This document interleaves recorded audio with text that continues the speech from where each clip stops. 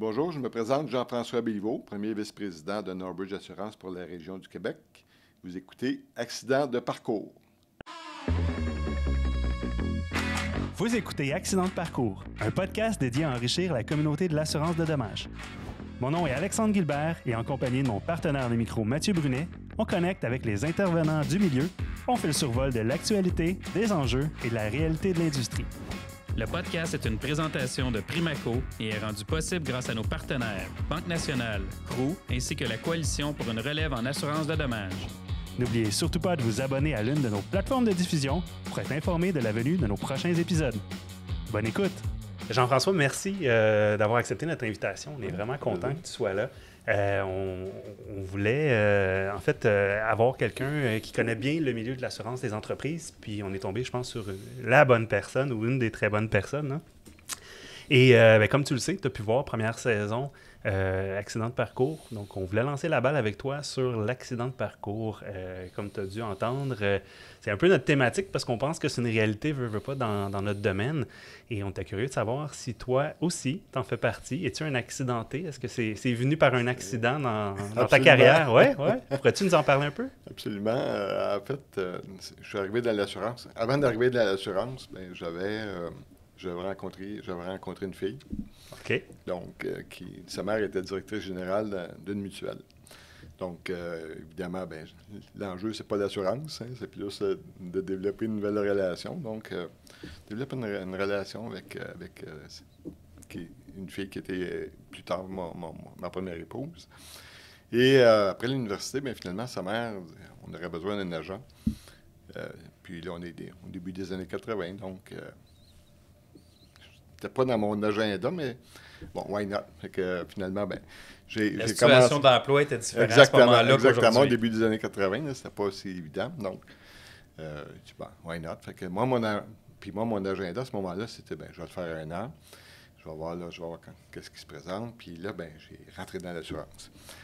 Et là, ce qui est arrivé, c'est que j'étais tombé en amour avec la fille, mais après ça, je suis tombé en amour avec l'assurance. Ça a bien tombé. Vraiment? Donc, c'est vraiment un accident de parcours. Et là, j'ai été 2 ans comme agent sur la route. Puis, dans la vie, souvent, on dit qu'on ne fait rien pour rien. Ça, c'était probablement une de mes plus belles expériences qui m'a toujours accompagné par la suite, dans le sens où je sais ce que vivent les courtiers, même si je n'ai pas été courtier, mais j'ai été agent, dans le fond, d'être chez des clients, faire face à des clients, faire face à des objections, faire face à des clients qui ne sont pas contents. Donc, j'ai connu ça pendant 2 ans. Et entre-temps, là, j'ai découvert la souscription. Et parce que je ne savais pas que ça existait, la souscription. Oui. Donc, à un moment donné, ça a l'air intéressant. Et là, j'ai migré vers la souscription. Puis là, j'ai fait la suite de ma carrière suite à ça. Dans la souscription. Absolument. Par la suite, des postes de gestion. Oui, j'ai été, en fait, au début mutuel. Après ça, je suis venu à Montréal. Parce que moi, je viens de la région de Trois-Rivières. Fait que je suis venu à Montréal. OK. Et là, je suis arrivé avec Sona Alliance avant RSA. Donc, non, je cherche dans notre décor, on les a pas aujourd'hui. donc, Sona Alliance avant RSA. Et après ça, la Laurentienne, qui est devenue AXA. Donc, une quinzaine d'années comme souscripteur, après ça, directeur principal, vice-président. Et finalement, je me suis retrouvé chez Norbridge. Chez Norbridge. Depuis quelle année es-tu en poste chez Norbridge? Depuis 2011. 2011, hein? Quand même. Ça va vite. Ah, c'est bon. Mais Norbridge, on va y revenir un peu plus tard. On va se garder un moment pour parler de Norbridge. Avant d'aller plus loin, je vais juste prendre quelques instants pour remercier. En fait, tu dois connaître Primaco. Mm-hmm. Primaco, c'est un des partenaires qui travaille avec nous pour une 2e année. Donc, on souhaite les remercier. Primaco, ils ont également une nouvelle solution pour les courtiers qui s'appelle Primaco Flash, qui permet de gérer les paiements qui sont ouverts aux cartes de crédit pour les clients. Ça peut servir pour un versement initial, pour des paiements d'avenant. Donc, tu sais, ça donne vraiment une bonne flexibilité aux courtiers au niveau du processus de financement des primes. Mm-hmm. Donc, ils ont des beaux outils. Donc, on vous invite aux courtiers à communiquer avec eux. Ouais. On sait que c'est important aussi avec les primes qui croient présentement. C'est bon d'avoir des solutions de paiement pour accompagner les clients. Avoir des alternatives. Oui. Bien, effectivement. On parle de primes qui croient. Passons au premier sujet. J'aurais aimé ça que tu nous abordes un petit peu ta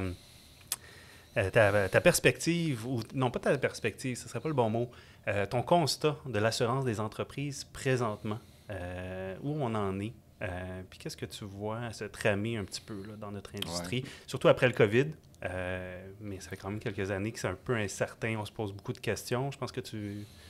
Bien, je pense que moi, j'aime toujours faire le lien entre notre industrie, puis avec l'économie, puis j'aime beaucoup l'expression qui dit bien l'économie crée le besoin d'assurance et l'assurance permet à l'économie d'exister. Il n'y a personne qui investirait 100 millions dans une bâtisse s'il ne peut pas l'assurer. Donc, on permet dans notre métier, puis ça, c'est, je dirais, quand on réalise l'impact qu'on peut avoir, la pertinence, l'importance qu'on peut avoir pour soutenir l'économie, déjà, l'assurance change complètement en termes de perspective, en termes du rôle qu'on a à jouer. On s'éloigne de la commodité. Absolument. De la commodité, puis du côté qui peut avoir, du point de vue public, le côté qui peut être un peu plus négatif. Ouais. Et quand on prend conscience du rôle qu'on a à jouer, puis comment on peut aider le consommateur, comment on l'aide à se protéger, comment on l'aide à se développer, ça, je pense que notre métier prend toute son ampleur, toute sa raison d'être, puis ça, c'est une belle opportunité, c'est une belle chose à découvrir. Donc, au niveau de l'assurance des entreprises, bien, ce qu'on voit à travers les années, on est en progression, puis même on est en progression rapide. Dans le métier, dans le rôle qu'on a à jouer, les assureurs, les courtiers, on est là pour aider les clients à se protéger. Notre mission, dans le fond, c'est quoi? C'est d'aider les clients à comprendre leurs risques, puis d'apporter les solutions pour qu'ils puissent s'en protéger. Et ce qu'on voit à travers les dernières années, il y a eu, en l'occurrence, en assurance des entreprises au Québec, sur exemple en 2010-2020, la prime est passée d'environ de 3 à 6 milliards de primes. Au Québec. Au Québec. Donc, du simple au double. Pas nécessairement parce que l'économie a grossi, mais il y a eu une progression des... Il y a une partie du moment, il y a une partie là, dans ces 10 années-là, 2010-2020, il y a une partie qui était ça suivait le rythme, d'une certaine façon, le rythme du PIB. Après ça, ben, on voit là, avec l'évolution des risques, les changements climatiques, l'inflation technologique, l'inflation sociale, donc les primes, en fait, la sinistralité. Oui, c'est celle-là que je voulais. Augmenter plus rapidement. Donc, les primes ont suivi. Et là, dans ce contexte-là, le volume prime, le site prime a suivi aussi. Et moi, je pense que d'ici 2030, là, on est dans les autres 6 milliards aujourd'hui, puis on pourrait finir entre 10 et 12 milliards de primes juste au Québec. En assurance des entreprises au Canada, on pourrait finir là, dans les eaux de 50 milliards de primes en assurance des entreprises. Donc, c'est une bonne chose du côté économique. Absolument. Peut-être moins bonne du côté sinistralité. Est-ce que tu vois que c'est ce qui pousse la prime principalement à la hausse? Est-ce qu'on vit une situation... Bien, évidemment, la prime est là pour permettre de payer les sinistres, effectivement. Ouais. Donc, la sinistralité, donc les changements climatiques. L'inflation, comme je mentionnais, l'inflation technologique, l'inflation économique. Donc, ça amène... puis les nouveaux risques qui se développent. Donc, ça amène plus de réclamations. Donc, l'industrie s'ajuste de façon à ce que la rentabilité aussi doit demeurer au rendez-vous. Donc, l'enjeu, ce qui est important, puis ce qu'on a vu à travers les années avant la pandémie, au Canada, le ratio combiné, qui est la somme des sinistres et des frais. Tu fais bien le préciser, oui, j'aime ça. La somme des sinistres et des frais. L'industrie dégageait là, un ratio combiné qui était beaucoup dans les eaux de 98, 99, là, 100% avant la pandémie. Il avait compté beaucoup sur la rentabilité des investissements. On comptait, on aurait pu compter là-dessus, mais en même temps, le placement de l'argent et le rendement était faible. Donc, on n'était pas... Contrairement à des époques antérieures qu'on a déjà connues, là, peut-être plusieurs années, là, des moments où on appelait des cash flow underwriting, là, on collectait de la prime puis c'était placé. Là, dans les dernières années, bien, avec les taux d'intérêt, il n'y avait pas de... Les rendements sur les placements étaient faibles. Donc, il faut vraiment faire de l'argent sur l'opération d'assurance, sur la souscription. Donc, ce qui a expliqué dans les dernières années, quand on dit que le niveau de profit là, fondait un peu comme neige au soleil, bien, ça a fait que, comme industrie, les primes ont commencé à augmenter. Par après, qu'est-ce qui s'est passé? Bien là, les capacités sont un peu disparues. Et pourquoi les capacités sont disparues? Bien, parce que les profits n'étaient pas au rendez-vous. La pression des profits venait jouer sur les capacités. Là, si on revient à ce qu'on disait au début, là, le soleil y arrive. Là. Moi, il me semble que même en assurance entreprise, là, on a une voie claire, on dirait, qui s'en vient. Là, les résultats ils ont été bons de façon généralisée au niveau des 2 dernières années. C'est sûr que le COVID... comment tu vois la suite de ça? Est-ce que les assureurs ont pris les mesures appropriées pour que ça se maintienne sans nécessairement continuer à être obligé de tout le temps retarifier, augmenter? Comment tu vois ce... Ouais. Bien, en fait, là, ce qu'on voit beaucoup dans les 2 dernières années, puis en l'occurrence en 2021, on l'a vu dans les publications, on l'a vu, là, l'industrie avait des profits, même on dirait des profits records. Mais c'est des profits qui sont beaucoup plus, je veux dire, conjoncturels que structurels. Oui. Évidemment, quand les autos ne roulent plus, quand l'économie est à l'arrêt, donc on a vu dans le marché, on a vu les fréquences de perte baisser, on a vu la réclamation baisser. Et là, l'économie reprend. Je vous dirais qu'on est en train de revenir en 2019, là, ce que je peux voir en termes de fréquences de perte. Ceci étant dit, l'inflation continue à faire son œuvre. Là, on voit que le coût des réclamations est en train de continuer à augmenter. Donc, la question par rapport à ce que tu mentionnes, tu dis, est-ce que les assureurs... Bien, nous, notre rôle, dans le fond, la question de l'assurance, c'est compliqué, puis ça ne l'est pas. Hein? L'assurance, tu as une enveloppe, et tu mets de l'argent dans l'enveloppe, puis ceux qui ont des sinistres, bien, ils pigent dans l'enveloppe. Puis, s'il manque d'argent, bien, il faut mettre de l'argent dans l'enveloppe. Hein? C'est ce qui se passe actuellement. Puis, je pense qu'avec l'inflation, avec le retour des sinistres, la fréquence, l'industrie va avoir besoin de financer l'évolution des réclamations. Évidemment, on prend des mesures de prévention, on essaie d'apporter un support aux clients, essayer de réduire la sinistralité, mais je vais dire le fond de l'air, dans le fond, ce qu'on voit, je pense que le trend, la tendance aux réclamations va continuer à progresser. Et c'est là que notre rôle, c'est là que l'industrie joue son rôle. Notre rôle, c'est de, dans le fond, offrir des couvertures contre les sinistres pour les clients. Et dans la mesure où les sinistres se présentent, bien, on est là pour les indemniser. Et on est là pour gérer, d'une certaine façon, pour mutualiser les pertes et faire en sorte que s'il manque de sous, bien là, on va ajuster le tarif.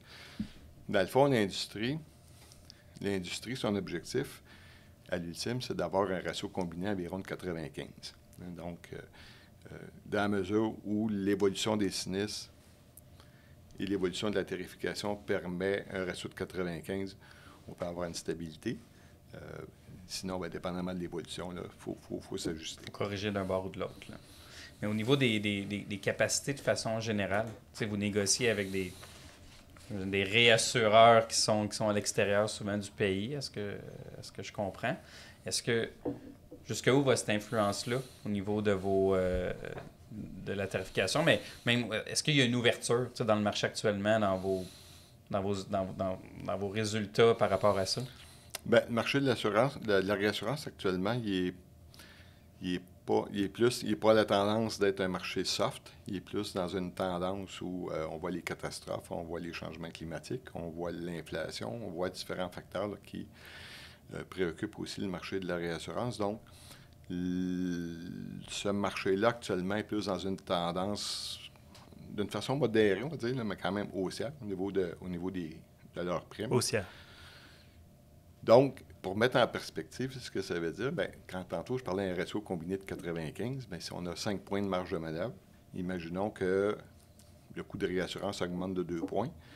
On vient d'augmenter de 40 %, on vient d'utiliser 40 % de la marge de manœuvre de l'industrie. Donc, ce 2 points-là, il serait traduit dans le tarif, dans le fond. Oui. C'est un peu ce qu'on observe actuellement.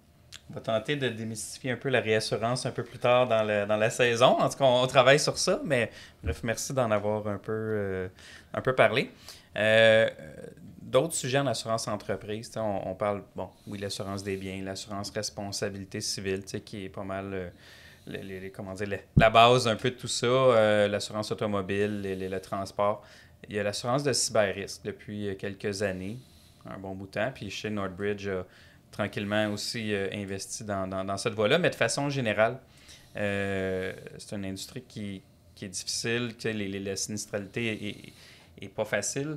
Comment tu vois la suite au niveau de ça? Est-ce qu'il y a comment dire, est-ce qu'il y a un avenir? Est-ce qu'il y a une façon de bien gérer ça éventuellement, cette... c'est un risque qui se développe. C'est un risque qui se développe rapidement. C'est un risque qui, comment je dirais, ceux qui ont les intentions criminelles sont même plus créatifs plus rapidement que les capacités au système à s'ajuster. Donc, il y a un besoin là, pour les entreprises, un besoin pour les particuliers de souscrire des protections adéquates pour se protéger contre ça. Je voyais une présentation il y a quelques mois, puis la personne qui faisait la présentation disait que le cyber-risque, la cybercriminalité, c'est en train de devenir un risque systémique à l'échelle de la planète. Donc, c'est pas un risque qui va disparaître, c'est pas un risque qu'on doit pas contrôler. Donc, les assureurs sont en train d'essayer de voir comprendre le risque. L'idée, c'est de voir à quoi exactement on est exposé, puis comment on peut le financer, puis comment on peut le mettre en marché. Donc, je pense qu'il y a une opportunité de croissance de ce côté-là, du point de vue de la distribution, parce que ce produit-là va continuer à se développer tant pour les systèmes, pour la responsabilité, pour l'atteinte à la réputation. Donc, différents enjeux. Mais effectivement, ça va continuer à progresser. Puis, on le voit juste dans les chiffres du Québec. Vous regardez les chiffres de l'AMF qui est publié, puis on voit que la sinistralité sur 2019, 2020, 2021, là, ça progresse rapidement. Oui, parce qu'on n'est pas à la même endroit parce qu'on était avant la pandémie, ou là 5 à 10 ans. Puis, crois-tu qu'on est encore après apprendre de la cybercriminalité pour développer puis être capable d'offrir des bons produits adéquats? Parce que j'ai l'impression que les produits d'assurance en cyber, ils évoluent avec le temps, puis je veux pas on est en train d'apprendre. On est en train d'apprendre, oui, du côté des produits, mais du côté de la prévention, du côté de la tarification, mais puis je pense aussi du côté des entreprises, du côté public aussi. On doit continuer à faire une sensibilisation pour que les gens soient conscients de ce risque-là. Et probablement qu'il y a eu, un plus lent départ en termes de mise en marché, parce que c'est probablement un risque que les gens voient moins. Et au fur et à mesure, par contre, que ça va se déployer, que ça va se développer, que ça va devenir une réalité pour tout le monde, ce risque-là va devenir de plus en plus, connu du public, puis les gens vont le demander de plus en plus à être protégés. Il va y avoir probablement plus de mesures de prévention aussi prises qui vont aider justement. Ça va devenir une protection un peu plus standard pour les gens, les entreprises à obtenir. On n'aura plus une vente à faire, ça va faire beaucoup plus partie du portefeuille, je crois, obligatoire ou du moins standard d'une entreprise là, dans le futur. Bref, c'est ce qu'on recherche. Au Québec, on a peut-être été un peu moins touchés. On va sortir un peu du cyber, on va peut-être aller un peu plus vers le climat. Le climat, oui. On a eu dans les dernières années un peu moins de grands événements climatiques. Au Canada, il y en a eu ailleurs. L'influence de tout ça, puis la vision du marché de l'assurance au niveau des changements climatiques. Où est-ce qu'on s'en va avec ça? Est-ce qu'on s'en va vers est-ce que le marché restreigne les couvertures disponibles, qu'on parle d'inondations, de tremblements de terre, ou au contraire, on est plus dans une dans une idée de gérer pour le futur ces risques-là? Au niveau de l'assurance des entreprises, bien, premièrement, au niveau des changements climatiques, hein, si on regarde l'historique, l'évolution depuis 2010, donc on voit vraiment l'impact des changements climatiques. Puis on voit que, exemple, au Canada, entre 2010 et 2015, le coût moyen des catastrophes est passé là, à 1 milliard. Par catastrophe. Par catastrophe, en moyenne. OK? Wow. De 2015 à 2020, bien, on est passé en haut de 2 milliards. Et là, quand on regarde la tendance, quand on regarde la fréquence, quand on regarde la sévérité, bien, on peut penser que d'ici les 10 prochaines années, on va être rendu à 3 milliards en moyenne par année. Donc c'est un impact important, c'est un impact significatif. Puis c'est un impact donc qui vient se refléter concrètement dans nos résultats. Donc, évidemment, l'industrie actuellement le reflète dans son tarif, mais on va devoir continuer à le refléter parce que si on ne le fait pas, bien, là, on voyait, je reviens toujours à mon ratio combiné à 95, la marge de 5 peut disparaître rapidement. Donc, ce besoin-là, il est là. Le risque va continuer à progresser. Les gens vont en avoir besoin. Donc, en termes d'inondation, en l'occurrence, oui, il y a encore, je pense, plusieurs entreprises qui ne souscrivent pas l'inondation, mais de plus en plus, c'est une exposition, un risque que les gens vont vouloir. Il y a des risques climatiques, des tempêtes de vent ou des choses comme ça. Donc, ça, c'est là. Ça, c'est déjà couvert. Les feux de forêt. Les feux de forêt, exactement. Ça, c'est de plus en plus le tremblement de terre, compte tenu des valeurs, des capacités. Donc, c'est des risques qui vont probablement être de plus en plus en demande. Et il va falloir le financer, puis il va falloir le refléter là, dans nos modèles. Oui. Est-ce que tu vois des marchés actuellement qui sont un peu problématiques? Je pense à, disons, l'agricole ou Est-ce que tu vois qu'il y a des enjeux plus importants dans certains marchés qui...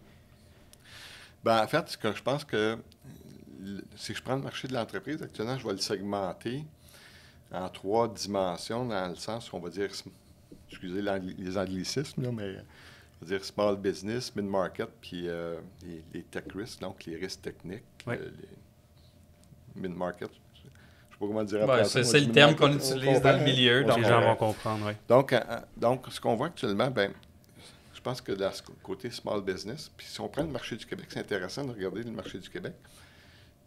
Si on prend les 10 premiers assureurs, donc le marché, la concurrence n'est pas équivalente. Il n'y a pas 10 assureurs qui vont compétitionner le small business. Il y a, exemple, 5 assureurs qui compétitionnent le small business. Et dans ce contexte-là, c'est quoi l'enjeu? Bien, c'est d'avoir le service, la réponse, un produit qui est complet, qui est facile à commercialiser, donc avec un faible coût. Donc, ça c'est un premier volet. Deuxième volet, bien, on voit un autre groupe d'assureurs qui sont plus dans le mid-market. Donc, la capacité de ce côté-là est disponible, mais il y avait quand même un enjeu sur la rentabilité. Donc, dans les dernières années, il y a eu un enjeu de tarif. L'industrie s'est ajustée. Mais il y avait quand même une capacité, puis les joueurs, je vais dire, locaux, étaient capables de répondre à la demande. Puis, il y a les risques techniques qui sont en partie supportés par les joueurs locaux puis les joueurs étrangers. Et là, bien, avec la rentabilité, bien, là, c'est la capacité qui a disparu. C'est la capacité. Pourrais-tu nous donner des exemples de marchés techniques? Exemple des séries. OK. Nous autres, si on prend notre définition, donc c'est les risques de 100 millions de valeur et 100 millions de revenus. Donc, c'est une façon simple de classifier les risques techniques. De classifier les risques techniques. Les séries, tous les risques reliés au travail de bois de grande envergure. Oui. OK. Puis merci parce que tu as bien réparti un peu ces catégories de marché. Puis dans ce sens-là, c'est là que ce qui s'est passé dans notre marché, puis ce que j'ai entendu des courtiers dans les dernières années, bien, le volet des risques, on va dire, techniques, donc les grands risques, donc les capacités, compte tenu que les résultats n'étaient pas au rendez-vous, plusieurs joueurs sont retournés dans leur port d'attache, je vais dire, en termes d'offrir de la capacité. Donc, le marché local s'est retrouvé à supporter d'une certaine façon les réseaux de courtage. On l'a fait, je pense. Je pense qu'on l'a fait tout le monde dans la mesure où on pouvait le faire. C'est pas toujours évident. Puis on voit que dans ce contexte-là, le marché de l'assurance, c'est là qu'on voit que pour les grands risques, on a besoin d'avoir une présence mondiale avec tous les joueurs qu'on peut avoir. Et c'est là qu'on a eu à composer avec ça. Là, je pense qu'on est en train de revenir plus à une normalité. Si on pense au marché, exemple de Londres ou certains assureurs internationaux qui, je pense que c'est un peu de ça que tu parlais, là, ils se sont retirés dans les... Oui, absolument. Quand ça allait mal, puis là, oui, ils reviennent parce que ça va bien. Je pense que les courtiers se rappellent de ça, puis que, bref, on va toujours favoriser nos joueurs locaux avant les autres, mais bref, faut jouer avec ça.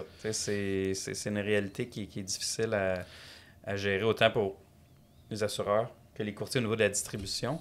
C'est une gymnastique qu'il faut toujours faire là, entre un et l'autre, mais c'est plate qu'il n'y a pas une stabilité, nécessairement. Ouais. Bon, ça, c'est les résultats qui amènent ça. Hein. On parle de joueurs locaux, joueurs étrangers. Si on vient rajouter les MGA dans ça, parce qu'on les a vus prendre une part du marché, comment tu vois ça? Aurais-tu... les MGA sont souvent là en réponse à un phénomène quand le marché a tendance à se retirer. Donc, quand certains joueurs ont tendance à se retirer. Ce que j'ai eu à travers les années, dans ce contexte-là, il y a des opportunités pour des MGA qui vont faire des ententes, qui vont offrir au réseau de courtage là, des différents marchés pour être capable de compenser le manque d'offres. Donc, c'est ce qui s'est passé dans les dernières années.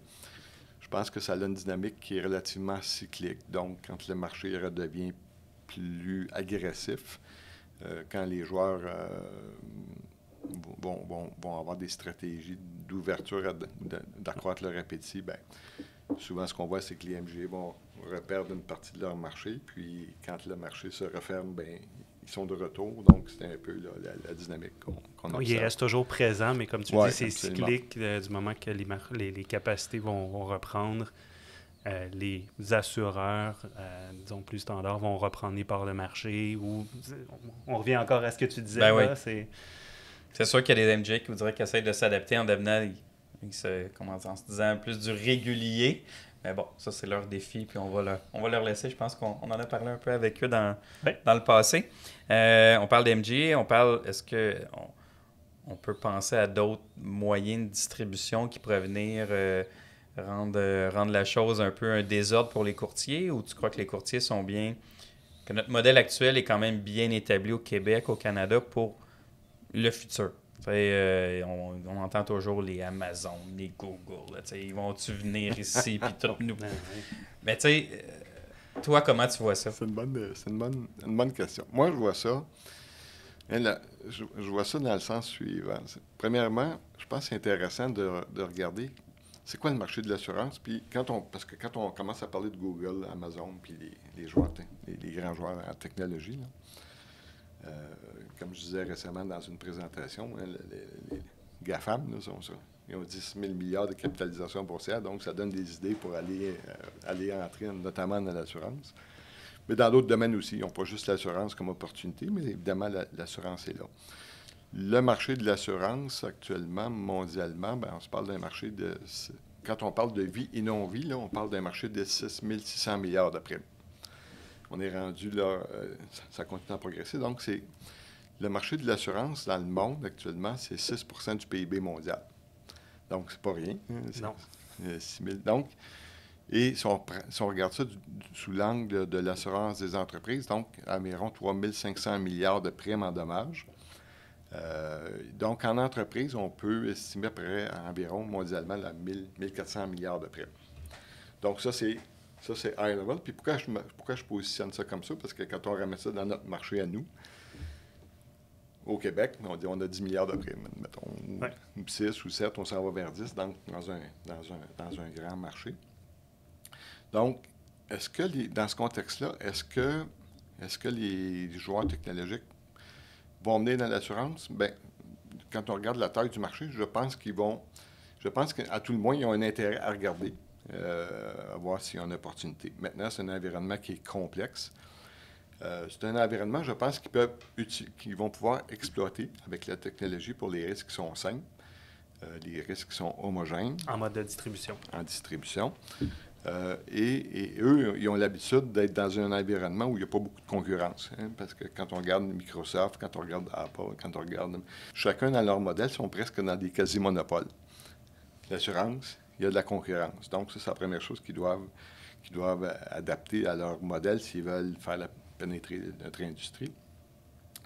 Et l'autre phénomène, bien, c'est toute la réglementation. On est dans la réglementation beaucoup. C'est correct, c'est normal, donc on en a besoin. Et ça, est-ce que c'est des barrières qui pourraient limiter? Puis après ça, bien, il y a tout l'enjeu de c'est quoi être un assureur avec tout ce que ça représente. Mais bon, moi, je pense qu'ils vont faire quand même une incursion.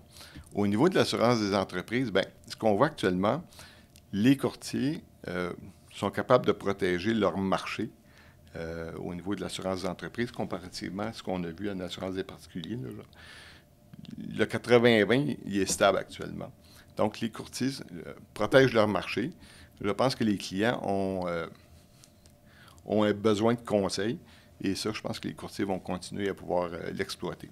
Quand tu dis 80-20, tu fais référence à quoi? Les parts de marché. Les parts de marché. Donc, 80 au courtier, 20 au direct. Ouais. Tu aurais tendance à penser que ça va rester, ouais. Ça va... Donc, un beau futur pour les cabinets d'assurance de demain. Bien, je dirais un beau futur, puis je pense que ce qu'on voit actuellement, moi, ma lecture, je pense que même les courtiers actuellement, le réseau de courtage, est en train de se développer une culture numérique, une culture de s'approprier la technologie. Parce que la technologie, dans le fond, on l'aborde souvent comme une menace contre les courtiers. Mais je pense que la technologie peut être aussi une opportunité pour les courtiers, pour rejoindre les clients de la façon qu'ils vont offrir le service, de la façon qu'ils vont faire la mise en marché. Donc, ça, je pense qu'on est en train d'évoluer vers ça. Je pense que le réseau de courtage est en train de s'adapter. Et dans ce contexte-là, ils devraient être en mesure non seulement de protéger leur part de marché, même, je pense, d'en regagner. C'est intéressant. Ouais, et de faire évoluer, dans le fond, la gestion de la clientèle, la façon qu'on interagit avec les clients, je pense que ça va être la clé du futur. Je trouve ça juste intéressant parce que, il me semble, dans les dernières années, il y avait beaucoup de cabinets ou de courtiers qui se demandaient avec quoi le futur, tu sais, pour eux, est-ce que les propriétaires, est-ce qu'on vend, est-ce que c'est le bon temps pour vendre, la relève, t'en as évoqué un peu plus tôt, tu sais, ça va être quoi pour moi dans le futur, qu'est-ce qui va me rester ou vers quoi je dois me diriger, fait que je comprends que... Puis, regardons ça aussi dans l'angle, je pense que c'est intéressant de... Ça, je pense que c'est un angle qu'il faut garder toujours à l'esprit. Si on prend, exemple, le marché du Québec, c'est environ 400 000 entreprises. Donc, prenons les 100 premières 1000 entreprises, ça, c'est les petites entreprises, qui ont une prime moyenne d'environ 1 000 $. Là. Donc, ça veut dire quoi? Ça veut dire 100 millions de primes. Oui. Donc, c'est 25 % du marché qui génère 100 millions de primes sur un marché de 6 milliards. Donc, l'enjeu financier n'est pas nécessairement dans ce segment-là. Ça ne veut pas dire qu'il ne faut pas s'en occuper. Ça ne veut pas dire qu'il ne faut pas les assurer. C'est probablement le groupe d'entreprises qui peut être intéressant pour un processus technologique, on va dire... automatisé. Mais l'enjeu financier ou l'enjeu en termes d'opportunités d'affaires n'est pas le principal attrait du point de vue, exemple, de ce qu'un courtier peut apporter. Si on prend le 200 000, dans le fond, si on prend les 200 000 clients avec une prime moyenne de 5 000, bien, on est rendu à 1 milliard. Donc, les courtiers vont être capables quand même de protéger une partie de ce milliard-là, mais les courtiers vont, à mon avis, vont continuer à desservir l'autre 50 % qui représente le 5 milliards additionnel. L'autre 100 000 entreprises qui est les 100 000 plus grandes. L'autre 200 000. 200 000 plus grandes, OK. Et c'est là que la stratégie d'affaires, c'est là que la mise en marché, c'est là que la visibilité, et c'est là que la technologie va continuer, va vous aider. dans la mesure où ces clients-là, quand même, actuellement, qu'est-ce qu'on pense, qu'est-ce qu'on voit? Je pense que les entreprises sont sur les médias sociaux, hein, ceux qui gèrent les entreprises. Donc, premier point de contact, premier point les médias sociaux. La vitrine aujourd'hui, bien, c'est plus, je pense, Internet. Donc, est-ce que les sites Web sont conviviaux? Est-ce que les sites Web parlent? Est-ce qu'ils donnent l'information? Donc, les médias sociaux vont attirer l'attention. Le site Web va amener l'intérêt, puis le courtier va confirmer ou amener le client à prendre la décision. Oui, bien, au bout de la ligne, c'est les individus, le conseil, ce qu'on peut amener comme valeur ajoutée dans chacun des cabinets. Absolument. Partenaire avec l'assureur qui est en arrière, veut pas. Ouais. Ça a beaucoup de valeur, ce que tu viens d'apporter. Je trouve ça intéressant parce que c'est très concret. Là. Moi, je le vois vraiment bien, puis c'est quasiment une bonne stratégie d'affaires. Bien, en fait, c'est pour ça que des fois, moi, personnellement, je pense qu'on met beaucoup d'emphase sur le trafic, on va dire, mais sur le nombre de clients. Mais le nombre de clients, il faut regarder qu'est-ce qu'il y a comme valeur économique. Oui. Encore une fois, je ne dis pas que les clients, il ne faut pas s'en occuper, c'est important. Oui. Mais je pense que c'est important de segmenter et de voir de quelle façon, justement, en fonction de chacun des segments, de quelle façon vous faites votre mise en marché pour les clients qui payent 1 000 $ de prime. Puis on ne peut pas le faire de la même façon pour les clients qui payent 100 000, 200 000, 500 000. Mais les clients sont là, ils ont leurs besoins. Il faut adapter notre modèle, notre processus, notre offre, notre approche en fonction de la taille. Mais plus le client est important, ce qu'on voit actuellement, puis c'est pas juste au Québec, là, je pense que ça, c'est des analyses, entre autres Capgemini, dans un dernier sondage qu'ils ont fait, ce que les clients leur disaient, c'est qu'ils vont sur Internet pour aller chercher de l'information, mais ils veulent conclure avec un courtier. Donc, c'est pas... Le mode humain reste préféré. En fait, pas juste le mode humain, le mode courtier. Le mode courtier. Parce qu'ils ont comparé aussi. Capgemini a fait des sondages avec les clients, avec des courtiers, avec des agents, puis on va dire avec un mode numérique. Oui. Et le courtier gardait encore actuellement la préférence des clients. Ça, c'est intéressant. Oui, vraiment. Vraiment. Ça, c'est intéressant. Excellent. Si on passe parler de Northbridge. Ouais, on a parlé beaucoup de l'enjeu, on a parlé du marché de l'assurance des entreprises. Là, si on revient un peu plus vers Northbridge, ça fait un certain nombre d'années que tu diriges, dans le fond, Northbridge au Québec. Comment ça se passe? C'est quoi les enjeux actuels? C'est quoi vos plans de développement pour les prochaines années? Qu'est-ce que tu peux nous partager sur ça? Oui. Bien, premièrement, je dirais que ça se passe bien dans la mesure, dans le sens suivant. Pour faire un petit peu d'historique, 2011, j'arrive avec Northbridge à la fin de 2011. On finit l'année à ce moment-là avec 125 millions de volume en assurance des entreprises au Québec.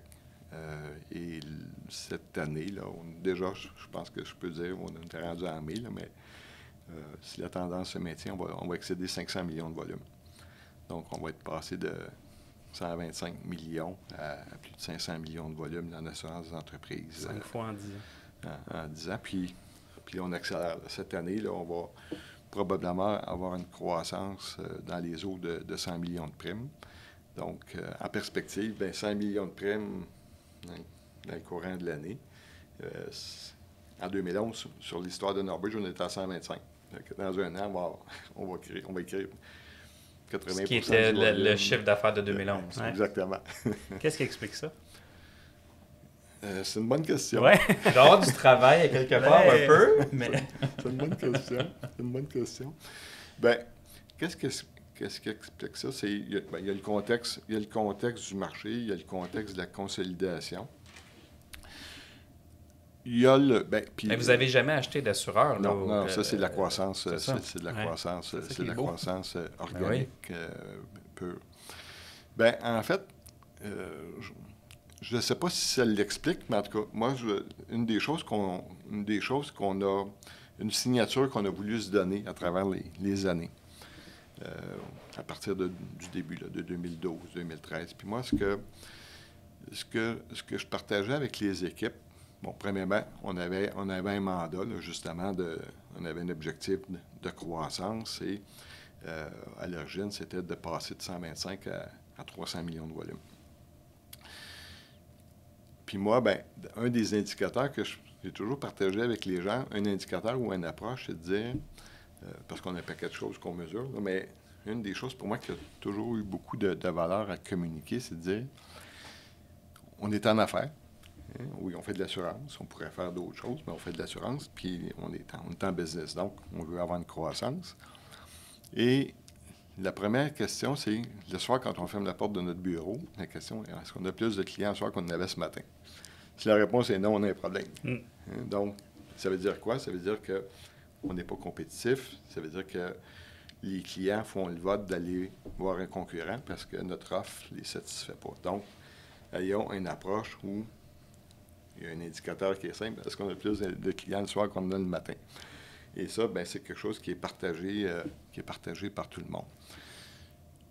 Deuxième chose, en termes de signature, parce que ce qui est important pour moi, le brand, la marque, Norbridge, les gens connaissent le brand, mais la question, c'est, je demandais aux équipes, quand les courtiers entendent parler de Norbridge, qu'est-ce qui leur vient? Qu'est-ce qu'on veut qu'il y ait à l'esprit?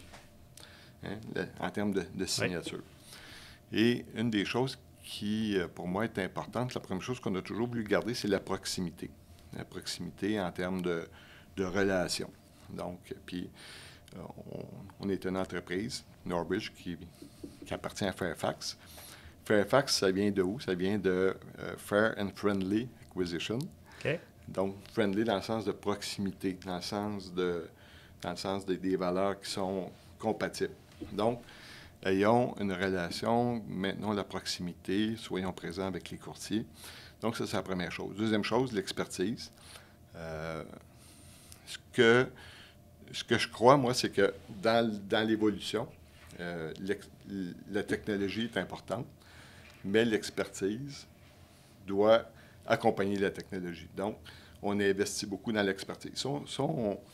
Je ne sais pas ce que vous entendez, mais je pense que Norbridge, on travaille beaucoup à maintenir l'expertise. Relation à long terme et innovation. Il faut avoir vraiment des gens qui savent qu'est-ce qu'ils font, des souscripteurs qui connaissent leur domaine. En parlant un peu de ça, est-ce que comment ça se passe, la formation puis la transmission de connaissances depuis les 2 dernières années chez Norbridge, avec le travail à distance qui est assez généralisé puis qui semble pas arriver malheureusement. Je dis malheureusement parce que moi, j'adore être au bureau, mais je pense que c'est une réalité qu'on va devoir vivre avec. Mais comment ça se passe, la transmission de connaissances entre les gens? Bien, moi, le feedback que je reçois des équipes de ce point de vue-là, paradoxalement, la technologie aide, hein, parce que là, les gens sont concentrés sur leur écran, mais c'est facile de communiquer et de partager de l'information. Et on a continué à faire de la formation là, virtuelle, technique, et de façon à continuer à développer leur expertise, leurs compétences. Et ça, le feedback est positif. Est-ce qu'à long terme, on va garder ce même rythme-là si on était toujours dans un environnement virtuel? Je ne le sais pas. Mais ce que je peux voir jusqu'à présent, non seulement ça n'a pas été un enjeu, mais ça a contribué, ça a permis de continuer là, à faire la formation et qu'on ne perde pas en termes de qualité de transmission de connaissances. Par contre, ça, c'est le volet formation. Après ça, il y a le volet intégration qui est important. Et ça, je dirais qu'il y a peut-être un enjeu différent de ce côté-là, dans le sens où quand on est en présentiel, si on veut, puis on partage avec les collègues, puis on échange avec les collègues. Puis moi, j'ai appris beaucoup là, dans mon cheminement en étant assis, puis en écoutant, puis comment adresse telle chose. C'est vrai en souscription, c'est particulièrement vrai en indemnisation. Donc, la formation se passe bien, l'intégration, je pense que l'environnement, le présentiel, aide à consolider davantage que d'être isolé dans un environnement virtuel. C'est peut-être la différence. OK. Puis vous, on ne va pas nécessairement rentrer dans c'est quoi les présences, mais est-ce que vous avez une vision d'avoir, comment dire, de ramener des gens ensemble à un certain moment de certaines façons, Est-ce que c'est la vision de Northbridge ou c'est vraiment le travail, tout le monde à la maison, Non, vous êtes où dans ça? Non, on est dans une approche de modèle hybride. En fait, avant la pandémie, on avait déjà commencé le modèle hybride dans une formule 3 jours, 2 jours, 2 jours, 3 jours.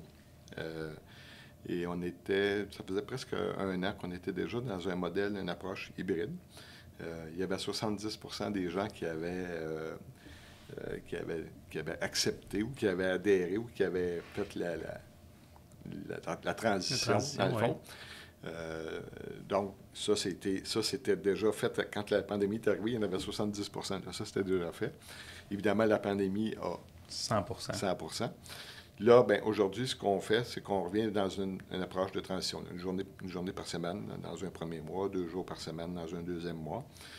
On va avoir une formule 2 jours, 3 jours, 3 jours, 2 jours, puis avec une banque de jours là, que les gens vont avoir dans l'année qui vont pouvoir utiliser à leur convenance, là, une dizaine de jours qu'ils vont pouvoir utiliser à leur convenance, dépendamment des périodes, pour des moments où ils voudront rester là, à la maison.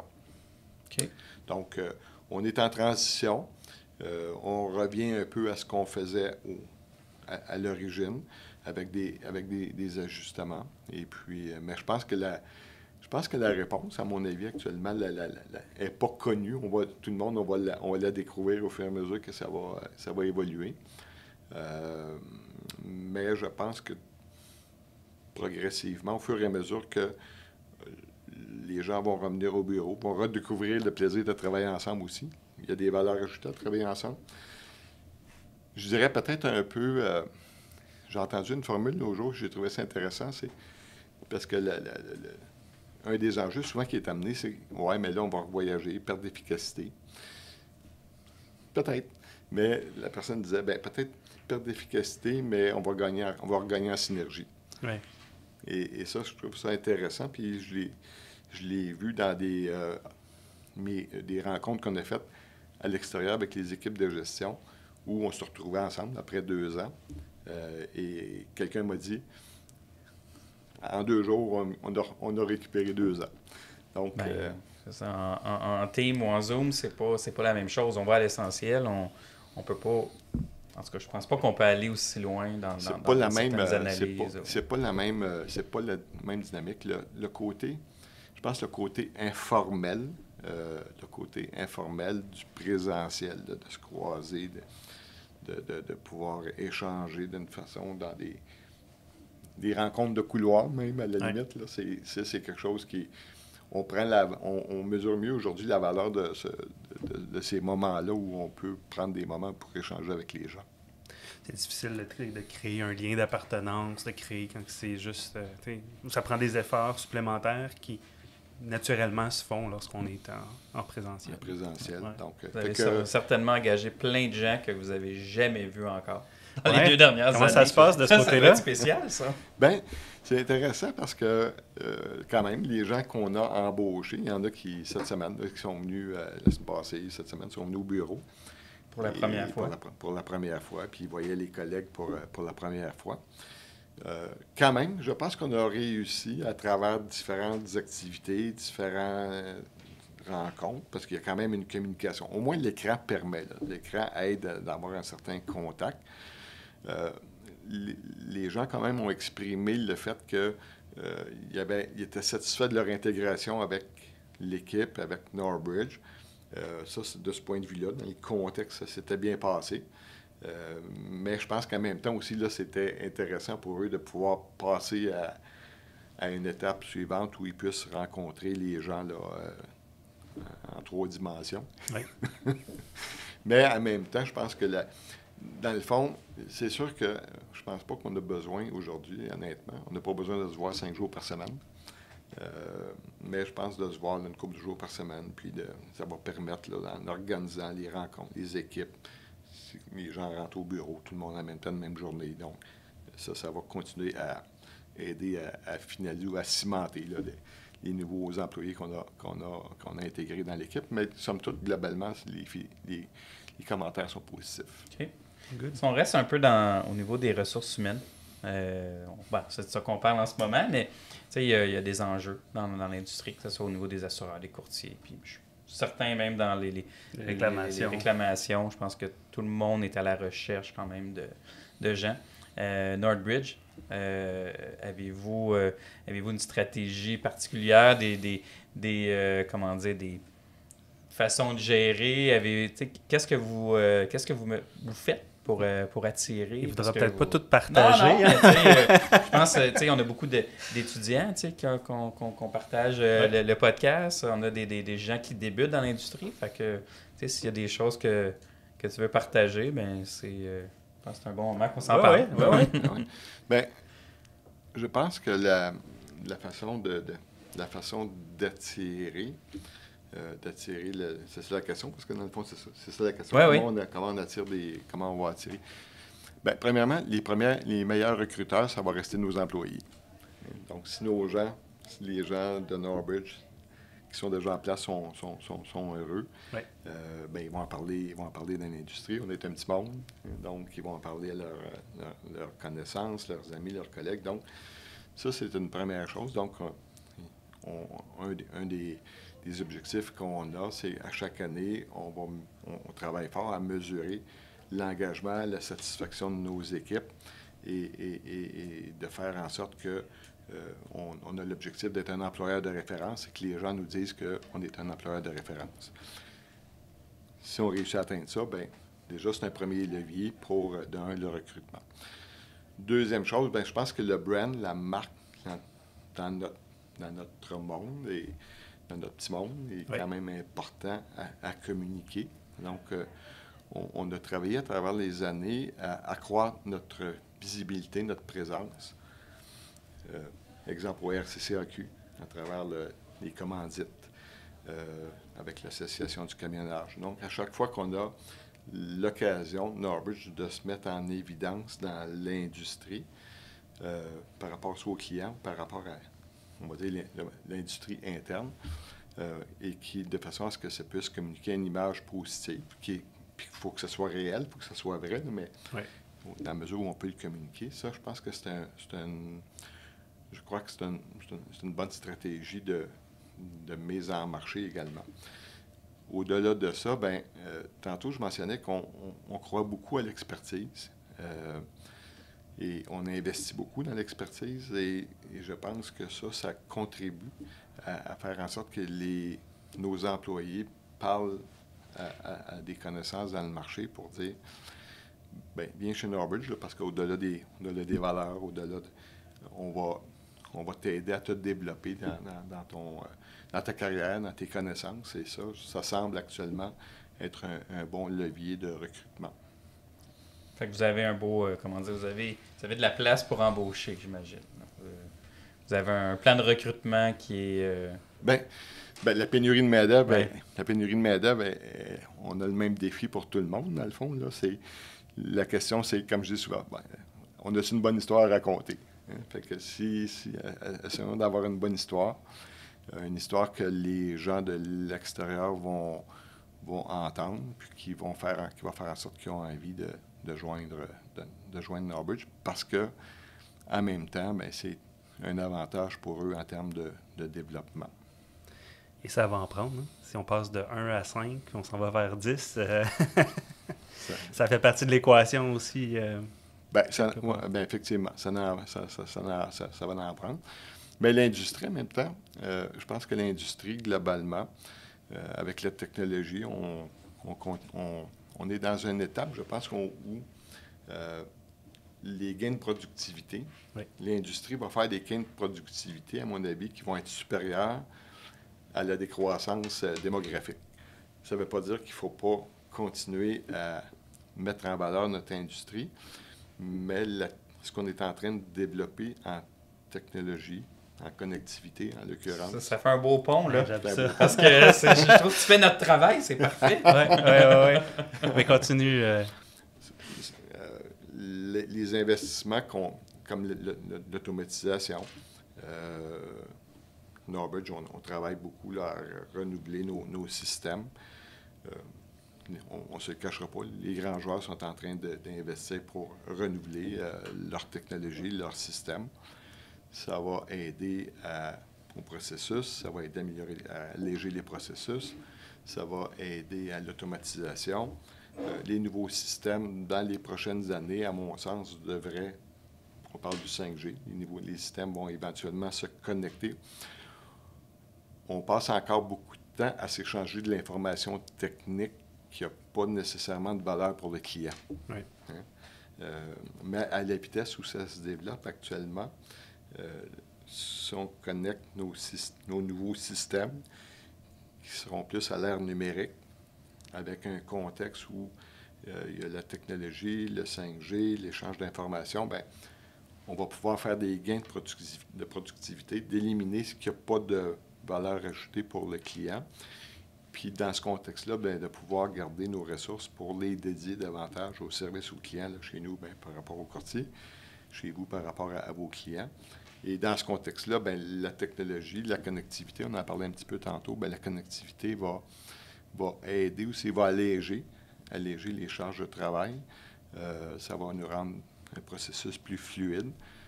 Et ça devrait aider justement à compenser là, les ressources là, la pénurie de main-d'œuvre à laquelle on fait face sans réduire la qualité. Est-ce que ça ne pourrait pas venir jouer aussi sur le combine à un certain niveau? Dans les frais reliés, en fait, possibilités de... Oui, c'est une bonne question. En fait c'est la question du combine, c'est toujours il y a toujours pour moi, ma lecture, la cible est 95. La journée que la cible est à 92, ou pas la cible, ou la réalité est à 92, ouais. Qu'est-ce qui arrive? Tu deviens plus compétitif. Hein? Fait que là, les primes baissent. Ouais. Parce que là, 92, donc, on a de la marge, donc on veut gagner des clients, donc qu'est-ce qui arrive? On baisse les taux, donc on baisse un petit peu. Fait que là, ça revient à 95, ouais. Ou ça revient à 98, donc c'est toujours une question, si on fait un gain de 3 points, ou 2 points, ou 3 points dans les frais généraux, toutes choses étant égales, bien, on passe d'un ratio combiné de 95, exemple, à 92. L'industrie, c'est correct, on est dans un marché de concurrence, on est dans un marché compétitif. Ouais. Donc, il y a des joueurs qui vont vouloir se servir de ça comme levier pour gagner des clients. Baisse les primes, donc le ratio va... Fait que c'est pas statique, le ratio combiné, lui, il est toujours dynamique en fonction soit des sinistres, soit du contexte climatique, soit des frais généraux. Donc, c'est la dynamique qu'on a toujours avec laquelle on a composé. Oui, je comprends. Donc, la connectivité, c'est vraiment quelque chose que tu crois, puis c'est plus un vœu, c'est quelque chose qui va arriver, et non plus l'avenir n'est plus dans les portails d'assureurs que les courtiers, les agents vont aller là-dedans. On est vraiment plus sur la connectivité, puis c'est là qu'on s'en va pour le futur. Je peux peut-être, ça fait longtemps, moi, ça fait longtemps que je travaille, puis j'ai travaillé sur des projets en connectivité. Puis je pense qu'une bonne façon de l'illustrer, un jour, quelqu'un m'avait donné l'image, tu sais, Jean-François, quand on fait de la connectivité en entreprise, il dit, c'est comme si on prenait un dictionnaire Robert. Juste de l'approcher. Ouais. C'est comme si on prenait un dictionnaire Robert, on va se parler en date d'aujourd'hui, là, de 2019, puis là, tu essaies de connecter ça avec un Larousse 2020. Fait que là, il faut que tu prennes chaque mot, puis il faut que tu trouves le fil, puis tu ailles le brancher, puis quel mot va à quel mot, puis à quelle page, puis avec les versions, puis les interprétations. Bon. C'était long, c'était lourd, et c'est une des raisons, dans ce que j'ai compris, pour laquelle ça évoluait pas, ça progressait pas. Dans les dernières années, la technologie s'est améliorée, plus fluide, plus conviviale. Ça a aidé les entreprises à connecter, à définir des standards, dans le fond. Et ce qu'on a vu, bien, la première étape, on a eu le IDOC, là, il y a quelques années, qui s'est déployé. Après ça, il y a eu la certification, là, les codes Z là, pour éliminer, pour que ça soit supporté par les systèmes. Et là, on arrive au standard de certification pour le commercial. Et là, on arrive à la troisième étape, là, dans les différentes étapes. Et je pense que là, on arrive à un moment où ça va devenir une réalité. OK. Bien, c'est encourageant. C'est ça en tout cas, je pense que c'est ça que le marché attend, de simplifier l'opération, puis de nous aussi, au niveau des courtiers, de rendre ça l'opération vraiment plus efficace et conviviale, puis réduire les délais. Les délais, c'est vraiment l'enjeu, un des enjeux primordiaux là, dans le service. Puis je pense qu'à ce moment-ci, bien, c'est pas une initiative, c'est ce qui est en train d'arriver à ce moment-ci, c'est une convergence de différentes technologies qui se développent. Donc, les nouveaux systèmes, la connectivité, le 5G, donc, et tout ce qu'on voit là, dans l'évolution de notre environnement numérique, tout ça est en train de se connecter ensemble. Et en jumelant, il y a une convergence de ces différentes technologies-là qui vont contribuer et permettre d'aller chercher les gains de productivité et l'efficacité qu'on a besoin de donc, on a juste un dictionnaire à la fin, plus deux, dans deux langues différentes. Ou qu'on ait exactement, qu'on ait un dictionnaire, chacun de dictionnaires, mais la même version. Exact. On parle de connectivité, on parle de numérique. Pour ce qui est des data, est-ce que tu vois une ouverture, du moins, avec que cette connectivité-là va amener à avoir une meilleure gestion des data? On en parlait un peu plus tôt, là. Oui, bien, l'analytique, dans le fond, la question aujourd'hui, c'est tout le monde parle de l'analytique. Et qu'est-ce qu'est l'analytique? Et l'analytique, aujourd'hui, on pourrait dire, c'est un peu la rencontre de la science et de la connaissance technique en termes de métier d'assurance. Et l'analytique va permettre ou faire en sorte que l'actuariat, avec les capacités des systèmes en termes de statistiques, de pouvoir aller chercher de l'information, découvrir des opportunités qu'on ne voit pas aujourd'hui dans soit les comportements des clients, les besoins des clients. Donc, ça devrait nous aider à identifier des segments de croissance de ce point de vue-là. L'autre chose, l'analytique devrait aider à mieux comprendre les endroits dans nos processus où on n'est pas efficace, qui créent des irritants pour les clients, donc devrait favoriser la fidélité. L'analytique va nous aider aussi à mieux comprendre les risques auxquels on est exposé. Donc, devrait aider l'industrie à apporter des solutions en termes de prévention là, pour le bénéfice de l'assureur, mais pour le bénéfice des clients. Puis, à l'ultime, bien, l'analytique devrait aussi globalement aider la gestion des processus internes. Donc, c'est ce qu'on attend de l'analytique et de l'analyse des données à ce moment-ci. Ça a une grande valeur. Tu sais, les data, on sait que je pense que c'est ça qui attire peut-être d'autres joueurs dans le domaine. Donc, je pense que c'est certain que les assureurs, puis éventuellement, j'espère que les courtiers aussi pourront se servir de toute cette analyse de données-là d'une certaine façon. Mais je pense que le défi, comme on parle souvent du big data, mais le défi, ça va être, à mon sens, davantage de prendre le big data puis de convertir ça pour que ce soit le smart data. Qu'est-ce qu'on va faire avec cette masse de données-là pour avoir, comme je le mentionnais, des opportunités de croissance, des opportunités de fidélisation des clients, opportunités d'améliorer les résultats, d'améliorer les processus, prévention. Donc, ça va, je pense que ça va évoluer dans ce sens-là. Je comprends là, que chez Northbridge, il y a beaucoup d'investissement qui est fait sur tous ces niveaux-là, la connectivité, gestion de la donnée. On a investi dans la technologie. On a tout refait l'aspect du numérique, parce que ça, c'est l'autre volet, dans le fond, la migration. Ou la première chose, le premier défi que l'industrie et que les assureurs ont dans le contexte du numérique, c'est de laisser beaucoup d'anglicisme ce matin, mais les legacy systems, tout ce qu'on a hérité, qui ne sont pas en mesure de supporter ou qui ne sont pas compatibles avec l'environnement numérique. Donc, c'est des investissements qui sont importants. Northbridge a passé cette étape-là, est-ce que je comprends? On est dans ça actuellement. Okay. Oui, puis on est pas mal avancé, là. C'est pas mal... Puis, en même temps, peut-être refaire un clin d'œil avec ce que je disais tantôt, quand je disais l'industrie, parce que l'aspect de la technologie, le numérique, puis comment l'industrie va utiliser la technologie au niveau mondial, puis ça va être vrai, là, on va en profiter aussi plus au niveau local.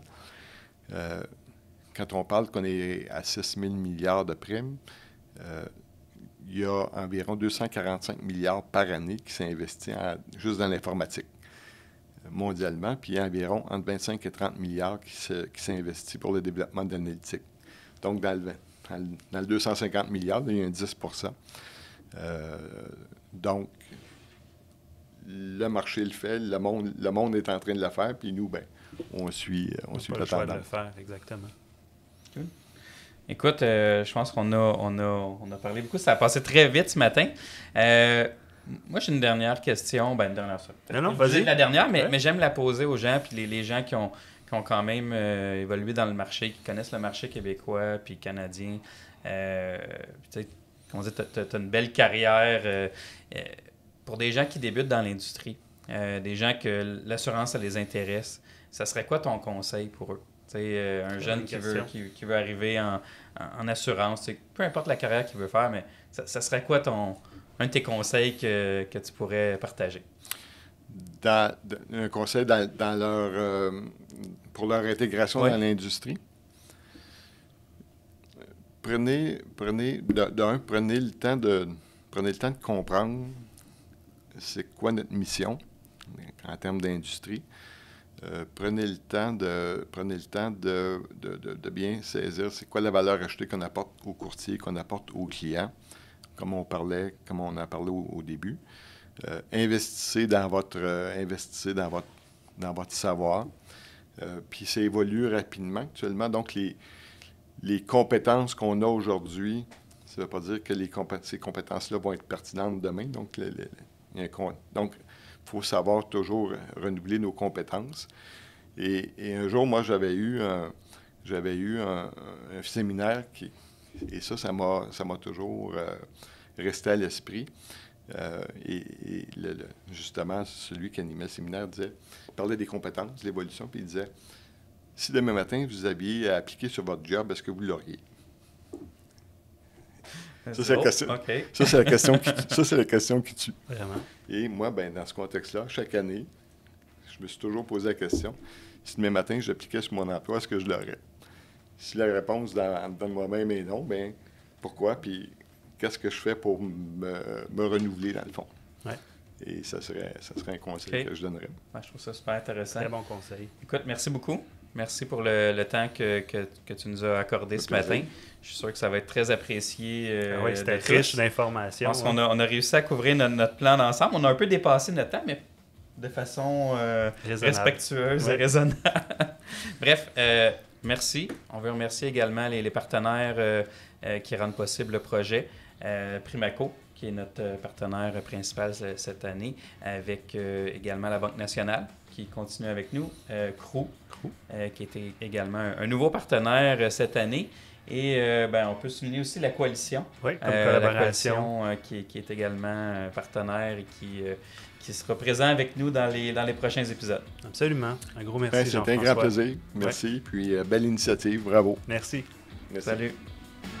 N'oubliez surtout pas de vous abonner à l'une de nos plateformes de diffusion pour être informé de la venue de nos prochains épisodes.